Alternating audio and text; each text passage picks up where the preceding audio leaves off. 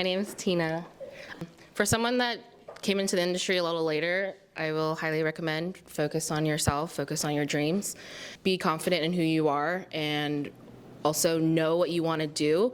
Not necessarily like the exact job or exact place, but have a plan, have a goal. You don't want to get out of here and just wasted 1,000 hours or 500 hours to not do what you want to do. So make sure you have a plan.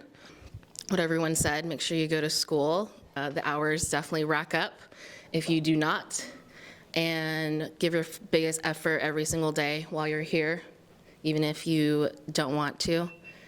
It shows volumes to everyone around you, your peers, your advisors, your instructors. And they have a really big influence on you. And they're here to help you. They're here to protect you. Make the mistakes here, because when you go out there, they're not as forgiving. And also put yourself out there.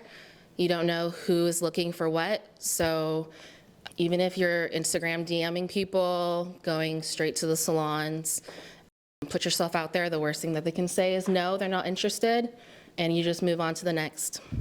I do have a few things lined up. I have talked to quite a few salons. I've talked to salons that have 40 chairs. I've talked to salons that have 3 chairs that are like the salon suites. I've also seen boutique salons that, have 8 to 10 chairs. Find your people, find your vibe. It comes with a lot of not weight or baggage, but understand the environment that you're going into and what works best for you.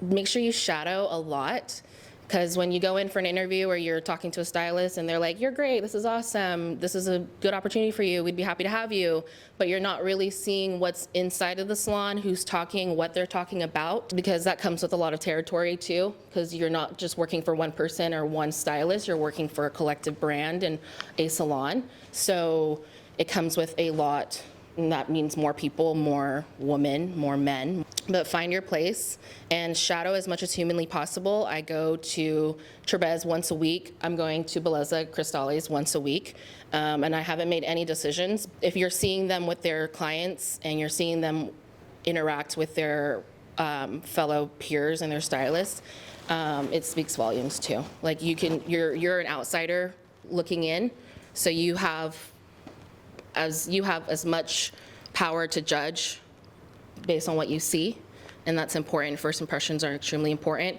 and stick to your gut. But I've also looked at like multiple places that specialize in multiple things, and I want to get into makeup. I also obviously want to do hair, but don't limit yourself to what that salon may offer, because there's plenty of salons that may offer what you need. And the salon in Pleasanton, can we drop a name? Yeah, so that's Bellezza Cristales, also Maven & Co., and also Lux Beauty Bar is also a really great place. Those were the 3 Thank you. that were in Pleasanton that I was looking at. Tina, thank you. Yeah.